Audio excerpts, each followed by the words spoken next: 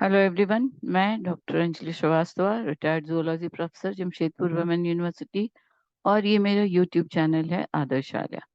हम अभी तक देख रहे थे, हमने अभी खत्म किया है क्लास 12 के लिए जेनेटिक्स का सीरीज। और आज हम इंटर कर रहे हैं एक नए एरिया में, research methodology. Research related MSc के सेकंड सेमेस्टर का जो फर्स्ट पेपर है, इसके लिए बहुत समय से रिक्वेस्ट आ रहे थे, बट बीच में बहुत सारी दूसरी तरफ हम बिजी रह गए। तो चलिए, अब हम ये सीरीज शुरू करते हैं रिसर्च मेथोडोलॉजी का। रिसर्च इज द रीसर्च, फिर से research is again and search is finding. तो जैसा कि ये नाम ही बता रहा है, research is nothing to find very new. हम बहुत बार आपने सुना है रिसर्च एमएससी के साइंस के स्टडीज में, specifically not only in science, higher studies में रिसर्च को ज्यादातर रिलेट किया जाता है PhD, philosophy of doctorate of philosophy के नाम से, जिसके अंतर्गत डॉक्टरेट की उपाधि मिलती है जिसको कंप्लीट करने पर। तो उस पॉइंट ऑफ व्यू से, उस हायर स्टडी परस्यू करने के पॉइंट ऑफ व्यू से भी रिसर्च जरूरी है। पर साथ साथ यूजीसी के जो एग्जामिनेशंस हैं, नेट के एग्जामिनेशंस हैं, और एमएससी के एग्जामिनेशन में ऑफ कोर्स सेमेस्टर 1 का फुल 100 मार्क्स का ये पेपर होता है, जिसमें 70 मार्क्स का रिटन पेपर होता है एंड 30 मार्क्स के इंटरमीड mid semester and internal examinations होते हैं। So it's all from all these perspectives, research methodology is very important for MSc pursuing and after MSc higher persuasion. Sorry. Now, अब हम आते हैं रिसर्च प्रोसेस को। अगर हम ओवरऑल देखें तो रिसर्च प्रोसेस को हम 8 स्टेप्स में डिवाइड कर सकते हैं। ये जो 11-12 स्टेप्स हैं, ये पूरा सिलेबस इन्वॉल्व करता है, जिसको हम वन बाय वन देखेंगे। Of course it is going to be a long series, जिसमें हम एक एक करके देखेंगे जितने सिलेबस के पोर्शंस हैं। आज जो हम देखने जा रहे हैं वो रिसर्च का introduction, what is research, introductory part है।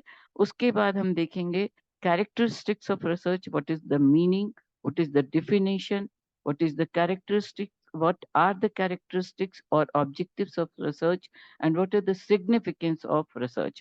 In this presentation, in the last two slides में purposes of research भी हैं, but I think फिर से वीडियो बहुत लंबा हो जाएगा।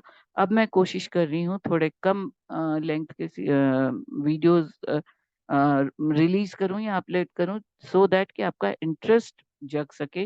रिसर्च एक बहुत इंटरेस्टिंग टॉपिक है, जिसको समझना ज्यादा जरूरी है। पॉइंट्स आपके स्लाइड्स में हैं, आप समझिए, इंटरेस्टिंगली फॉलो कीजिए। तो सबसे पहला इसका स्टेप है to ask questions. Questions about what, किस चीज पर क्वेश्चन करना है। So that is related to some problem. किसी एक टॉपिक को आपको चुनना है, आपके एरिया का इंटरेस्ट का एरिया हो सकता है, आपके रिक्वायरमेंट के, आपके करियर से रिलेटेड हो सकता है, आपके स्पेशलाइजेशन पेपर से रिलेटेड हो सकता है। और वो एमएससी के लिए तो के बाद अगर आप रिसर्च करें तो दैट इज अनदर थिंग, तब आपका वो टॉपिक चुनना होगा। बट जब भी आप रिसर्च हम करते हैं, तो first thing is to form up, find a problem, and then the second step will be to ask questions about that problem. Then what is its past, जो आप रिसर्च के पॉइंट ऑफ व्यू से एक scientific approach होना चाहिए। Scientific का मतलब सिर्फ विज्ञान नहीं है, साइंटिफिक का मतलब एक सिस्टमेटिक अप्रोच। मतलब आप जैसे एक कोई भी चीज डे टू डे लाइफ में भी, मान लीजिए आप कार खरीदने जा रहे हैं, घर बनाने जा रहे हैं, तो बाजार जाके सब्जी खरीदना और राशन खरीदने में बहुत लंबी प्लानिंग की जरूरत नहीं है। बट अगर आप कोई एक मेजर प्रोजेक्ट लेते हैं लाइफ में, कहीं पर भी पढ़ने के लिए भी या लाइफ के डिफरेंट एस्पेक्ट्स में भी, तो फिर अब आपको बहुत सारे सर्वे करने होते हैं। उस एक टॉपिक से रिलेटेड कुछ क्वेश्चंस आपके दिमाग में आएंगे कि कैसा घर चाहिए आपको या कैसी कार चाहिए। फिर आपने मान लीजिए एक आंसर खोजा, तो उसके बारे में आप पास्ट देखेंगे कि उसका पास्ट रेपुटेशन कैसा है। तो इसी तरह से रिसर्च के प्रॉब्लम का एक बैकग्राउंड, पास्ट बैकग्राउंड पता करना है। उसके लिए आपके पास बहुत सारे टूल्स आपके होंगे, लाइब्रेरीज हैं, अब तो बहुत सारे वेबसाइट्स हो गए हैं। बट ये भी ध्यान दीजिए कि रिसर्च हमेशा गूगल सर्च करके नहीं किया जा सकता है। Practical observations, experimentations, surveying, questioners वगैरह करके इसकी फर्दर प्रेजेंट एंड फ्यूचर पता करते हैं, और बैकग्राउंड के लिए लिटरेचर रिव्यू करते हैं। ज्यादातर पास through the different tools. Again, we go to the past of the topic. Then you have to construct hypotheses. बहुत सारे hypotheses बनते रहते हैं। It is a long process जिसमें hypotheses बनेंगे, एक से ज्यादा बनेंगे, बहुत सारे आपके assumptions आएंगे, फिर उन पर आप टेस्टिंग करेंगे with an experiment। जिस the practical approach ये आएगा। Then analyzation of the results, data collections होंगे, सर्वेइंग होंगे, फिर रिजल्ट्स के एनालिसिस होंगे, और तब दो तरह से ये फिर से चलेंगे। या तो आपके हाइपोथेसिस सही हुए तो फिर फर्दर आप रिजल्ट्स पर के लिए रिपोर्ट्स कीजिएगा, और हाइपोथेसिस आपके गलत हुए या पार्शियली ट्रू हुए तो फिर से काम शुरू करिएगा। तो इस तरह से this research is a cyclic process that starts with a purpose, then it involve certain questions, then assumptions, sampling methods, data collection, research method, quality criteria, data analysis, report writing, and goes on. अगर इसमें satisfactory आपको answers नहीं मिले तो फिर आप आगे बढ़ेंगे। तो रिसर्च, RESEARCH, रिसर्च को अगर हम हिंदी और इंग्लिश में देखें तो research, R is rational way of thinking, that is the logical thinking. Logically क्या सही है क्या गलत है मिला करके सोच करके थिंकिंग किया जाए, दैट इज तार्किक चिंतन। ई, एक्सपर्ट एंड एग्जॉस्टिव ट्रीटमेंट, मेहनत की जरूरत, बहुत मेहनत करना होता है, बहुत सारे काम आपको एक्सपर्टाइजेशन, आपके आपकी एक्सपर्टाइज होनी चाहिए इसमें। एग्जॉस्टिव ट्रीटमेंट मतलब दम लगा के काम करना, हर तरह से हर पॉसिबल फील्ड में जाके काम करना। Then search for the solution, जैसा मैंने कहा था, finding a problem, logical thinking, then have the challenging courage to challenge, face the challenges, then search for solutions, exactness, that is जो to the point findings होनी चाहिए। assumptions पहले होते हैं जब आप काम करना शुरू कीजिएगा, सर्च फॉर सॉल्यूशंस के समय आपके assumptions आएंगे, presumptions आएंगे, दिमाग में आप बहुत सारी बातें सोचिएगा, पर आगे जब बढ़िएगा तो the E is the exactness और द प्योरिटी। आपको निश्चित होना होगा, और इसके लिए रिक्वायरमेंट क्या है? Analytical review and analysis of data, questioners के थ्रू, लिटरेचर के थ्रू, बुक्स के थ्रू, लाइब्रेरीज में जाइए, एनालिसिस कीजिए, अपने डाटा का को कलेक्ट कीजिए, और एनालिटिकल व्यू से उसको एनालाइज कीजिए, then relationships of facts, then critical and careful observations. Always be critical, सिर्फ अच्छा अच्छा अच्छा सोचने से नहीं होगा, आलोचनात्मक रिव्यू कीजिए, दैट इज अच्छा क्या है, बुरा क्या है, सही क्या हो सकता है, गलत क्या हो सकता है, that is the care, critical and careful observation. Then constructive attitude, ध्यान पूर्वक निरीक्षण और संरचनात्मक प्रवृत्ति, बनाने, कुछ आप बनाने जा रहे हैं, कुछ स्टैब्लिश करने जा रहे हैं। And the last but not the least is the honesty and hard work. आपको ऑनेस्टली काम करना है, सिंसियरली काम करना है, एंड फ्यूचर भी चल, आपका जो वर्क है उसका फ्यूचर भी सोचना है। So let us see the different important points. Research means to find a problem with no known answer. एक ऐसा क्वेश्चन आपको खोजना है जिसका आंसर नोन नहीं है, but that is a natural. Research करने जा रहे हैं आप, री मतलब अगेन एंड सर्च मतलब फाइंडिंग, मतलब whatever you are going to find out it is already existing, this और दैट वे हो सकता है। उसमें उस क्वेश्चन का, उस प्रॉब्लम का या उस टॉपिक का आंसर है प्रेजेंट, आपको उस आंसर को खोजना है। किसी और ने, हो सकता है आपके जो टॉपिक्स हैं वो ऐसे भी हो सकते हैं जिन पे ऑलरेडी काम है, बट गैप्स हैं नॉलेज में। जो आपने जैसे कोविड के बारे में जब इन्वेंशन शुरू हुए, बहुत सारे गैप्स थे, उन गैप्स को फिल करते करते बीच में बहुत सारे गैप्स को फिल करने के दौरान बहुत सारे हजार्ड्स तो होते ही चले गए। बहुत सारी फैमिलीज तबाह होती चली गई, बट प्रोसेस कंटिन्यूड रहा एंड फाइनली कुछ तो ऐसा अचीवमेंट हुआ रिसर्चेस के आधार पर जिनके बेसिस पे काफी कुछ वो प्रॉब्लम कवर हुआ। सो इसी तरह से रिसर्च के फाइंडिंग्स आपको खोज के निकालना इज द रिसर्च या अनुसंधान। आप संधान जो अनुसंधानात्मक जो तथ्य हैं उनको खोज के निकालना, उनके बेसिस पर बहुत सारे हाइपोथेसिस क्रिएट करना, एजम्पशंस को के आधार पर, देन उसके बाद through research new and original information collect करना, आइडियाज कलेक्ट करना are obtained, and it begins by asking the right questions, choosing appropriate method to investigate the problem, collecting answers to your questions. You can analyze the findings and observations to draw reasonable conclusions. Ultimately आपको conclusions निकालने होंगे, फिर उन conclusions को आपको proof करना होगा। एक बार आपने questions पहले पूछे, questions के answers खोजे, उनको डाटा कलेक्शन से, एक्सपेरिमेंटेशन से, सर्वेइंग मेथड से क्वेश्चनर्स बना करके उनको आपने उन आंसर्स खोजे उनके, एंड देन जो आंसर्स आपको मिले, सब first of all you have to share those fundamental goals like creation of new knowledge और ideas.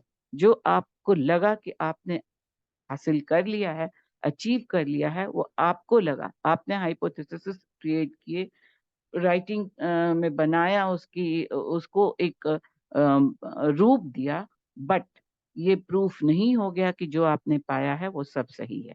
Now you have to share your knowledge, जो आपने पाया है उसको शेयर करना होगा with the more knowledgeable persons. Then questions may vary from field to field. A research project can be tangible, that is ठोस results हो सकते हैं, जैसे कि आप एक बीमारी की दवा खोजना, that is a tangible result, but that may be that, for example, getting new drug for curing a disease, or it can be intangible, that is a new understanding of an archival text. एक पुरातत्व की खोज है, या पुरातत्व पुरानी कोई बात है, उसके बारे में कुछ नया आपने जाना, तो वो हो गया एक मतलब इमेजिनरी, जो जिसको ठोस आप देख नहीं सकते हैं, ऐसे भी आपके ऑब्जर्वेशंस हो सकते हैं। When it comes to customers and market studies, ये तो अब आपके क्वेश्चन आज से आप मार्केट में जाइए, अगर हम तो साइंटिफिक रिसर्च से जुड़े हुए हैं, बट रिसर्च के बारे में जब हम बात करेंगे तो कुछ लिटरेचर से रिलेटेड भी हो सकता है, इकोनॉमी से रिलेटेड हो सकता है, पॉलिसी से रिलेटेड हो सकते हैं, रिसर्च बहुत तरह के हो सकते हैं। तो उस अकॉर्डिंगली आपको बेटर एनालिसिस के लिए आपको कस्टमर्स तक जाना होगा, मार्केट स्टडीज करनी होंगी, and that requires systematic search for truth, and it is a search for knowledge. So research is a systematic search for truth and knowledge. So this can be known with these points. You can get your answers for your questions. The researchers then formulate the hypothesis or guesses that try to answer these questions, then develop experiments to collect data and produce results that help to form a conclusion. Ultimately, आपको conclusions पे पहुंचने होंगे, so that they can be observed, verified and ask their own queries. अब पहले सब share करने के पहले, नॉलेज बोर्ड में जाने के पहले आपको खुद से अपने आप को रीवेरीफाई करना होगा, खुद से बहुत सारे क्वेरीज देख लेने होंगे कि whether you have got all the, जितनी भी संभावनाएं हो सकती थी, जितनी जो जो आपका प्रॉब्लम है उससे रिलेटेड पर्टिकुलर टॉपिक। एक चीज आगे हम देखेंगे, साइंटिफिक रिगर की जरूरत होती है, दैट इज एक एक चीज होता है, जैसे अर्थक्वेक पर कुछ लोग कहीं पे अर्थक्वेक्स आते हैं, उन अर्थक्वेक्स को ऑब्जर्व करना है, तो एक जनरल जो ऑब्जर्वेशन हो गया अर्थक्वेक के बारे में, अगर कोई पढ़ना चाहता है, उसके बारे में जानना चाहता है, तो वो रिसर्च नहीं है, वो एक जनरल गैदरिंग, इंफॉर्मेशन गैदरिंग हो गई। पर्टिकुलर एरिया में, पर्टिकुलर जगह पे, पर्टिकुलर टाइम में एक अर्थक्वेक आया, जिसके बारे में उस पर्टिकुलर इंफॉर्मेशन को आप कलेक्ट करें, उससे क्यों हुआ, कैसे इसको रोका जा सकता था, वो specialised and to the point investigations is the research. The final step of scientific method, and that is called as scientific method. Exactly. In the next slide, I'll say we will see what is scientific rigor and what is science. So अभी हम research के definitions देख लें. Finally, पहले steps देख रहे हैं, इसके बाद कुछ definitions देख करके फिर हम आएंगे what is scientific rigor and what is science, on the basis of which research should be done or can be done for effective results. The final step of scientific method is sharing the result of their research with other scholars. The final step में आपकी जो आप findings हैं उनको आपको share करना है दूसरे in the world of the scholars, and they can publish their work and allow other scholars to go through the results and ask their own questions. फिर अब वो scholars third step में फिर से questioning होगी, जो वो स्कॉलर्स जिनसे आप शेयर किया गया आपका नॉलेज, वो अपनी क्वेश्चनिंग्स, वो अपनी क्वेरीज करेंगे. And then to broader reasons, entire process may be for some specific cause like pursuing a PhD. ये परस्यूइंग पीएचडी के लिए भी हो सकता है, या some other reasons like satisfying curiosity, helping out some specific projects etcetera. So these are the objectives of the research. So research, अगर इसको फिर से हम समराइज कर दें तो 8 पॉइंट में research makes use of rigorous and questioning technique of scientific inquiry. that we have seen questions, scientific inquiry के होने चाहिए. Search for knowledge and information, search and investigation directly proportional. तो जितना रिसर्च होनी चाहिए, जितना आप खोज रहे हैं, उतना ही इन्वेस्टिगेशंस भी होना चाहिए. तो research and investigations are directly proportional, direct proportion में है. Research, scientific systematic search for pertinent information of a specific topic, and it prioritizes creation of new knowledge or and the use of existing knowledge in a new and creative way so as to generate new concepts, methodologies, understanding or solve some problems. पुरानी जो चीजें हैं, जैसा हमने कहा, past, present and future. Past जाने पहले जो आपने प्रॉब्लम को सबसे पहले फिक्स किया, उसका पास्ट जानने की कोशिश कीजिए through literature, through different tools, through library, through other information gathering ways, and then present work, your present work in a fixed time with the practical findings and what next. इसका future क्या हो सकता है आपके work का, and that the scientific methods include necessarily involving a scientific rigor, that is उत्तेजनात्मक, आपके अंदर की साइंटिफिक जो एक विश्लेषणात्मक रिगर आपके अंदर होना चाहिए रिसर्च करने के लिए. That any type of inquiry that doesn't involve a scientific rigor, it cannot be called as a research.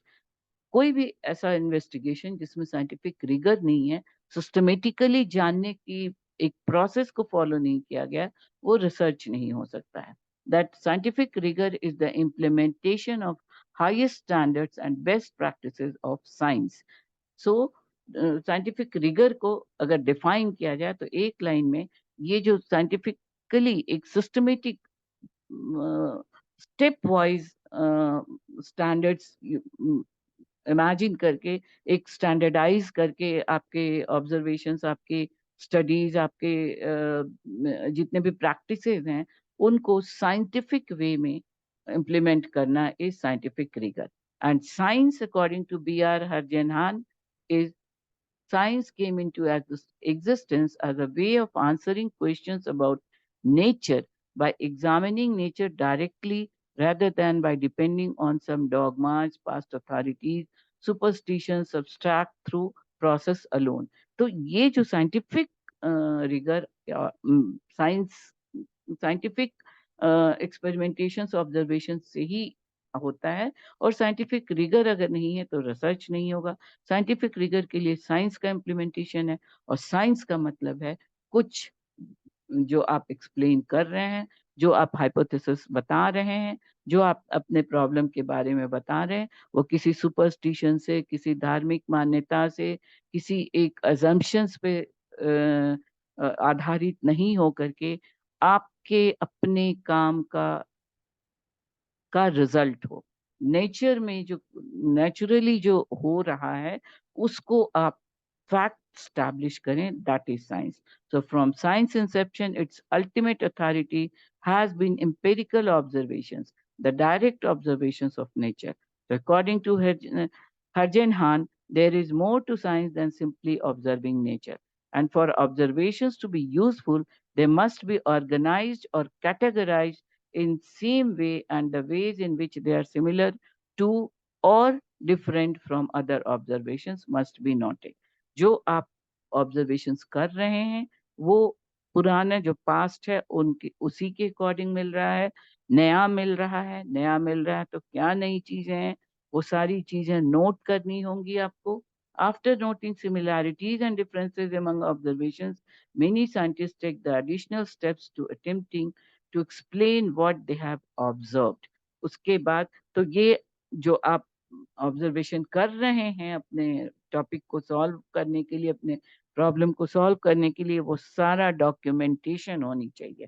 Proper documentation her point पर आपके, हर रोज का काम आपका पूरा ऑथेंटिकली पेपर पे डॉक्यूमेंटेड होना चाहिए. So Karl Popper, a philosopher, finally explained science as the systematic attempt to rationally categorize or explain empirical investigations, and science is a way of testing rigorously the proposed solution to a problem. जो आप problems कर रहे हैं, जो आप problems आपने खोजा है, उनके practical solutions is the science. Now, these are the definitions given by different scholars for the research. So, ये तो जो डेफिनेशंस जो दिए हुए हैं, ये वर्ड टू वर्ड आपको याद करने होंगे या आपको पहचानना होगा. और क्वेश्चंस में आते हैं तो जो फाइनली बहुत सारे स्कॉलर्स ने मिल करके एक डेफिनेशन पे जो दिया गया, ऐसे बहुत सारे डेफिनेशंस हैं. One definition I have taken: research defined as the creation of new knowledge. Creation of new knowledge, ये नहीं कि आप कुछ नया बना रहे हैं, नए ज्ञान को, नए इंफॉर्मेशंस कलेक्ट कर रहे हैं, एंड और उसके साथ साथ भी use of existing knowledge in a new and creative way so as to generate new concepts, methodologies, and understanding. This could include synthesis and analysis of previous research to the extent that it leads to new and creative outcomes. आपका research successful तभी होगा जब वो already भी अगर उस point पर, उस प्रॉब्लम पर काम किया हुआ भी है, तो उससे नए कंसेप्ट्स आपने क्या फाइंड आउट किए, उसके नए अजम्पशंस, उससे आपको न्यू नॉलेज की तरफ जानना, नया क्रिएटिविटी क्रिएट करना is the true research. Now, these are the different definitions that you can go through. For Leedy, research is a procedure by which we attempt to find systematically and with the support of demonstrable fact the answer to a question or resolution to a problem. So this is then another very important definition is of Sifford Moody.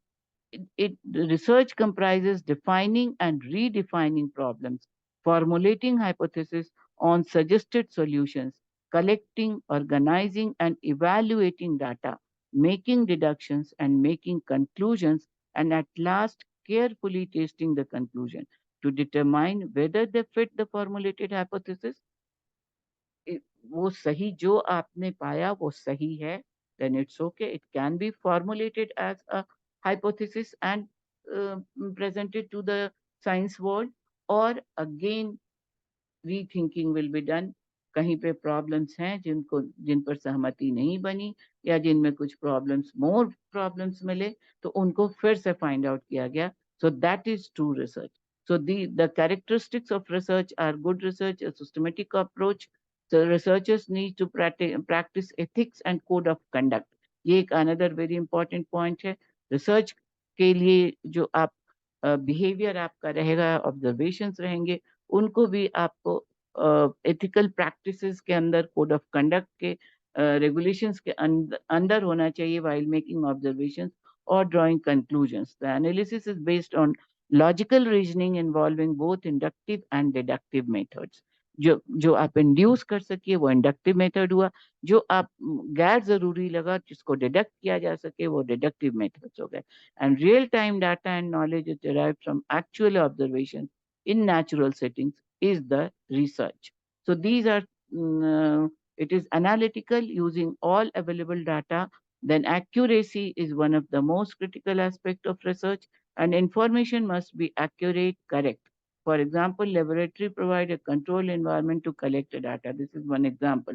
Laboratories provide environment to collect data, and accuracy is measured in the instruments used, calibrations of instrumentation or tools. Calibration मतलब जो measurements जो आप कर रहे हैं, जो equipments आपके हैं, उन सब की calibrations बहुत factual होनी चाहिए. And experiments final results. And then the significance of research, again it involves 8 points that we will see in the next slide. Promotes habit of logical thinking and organization, knowing the truth, understanding past, present and future.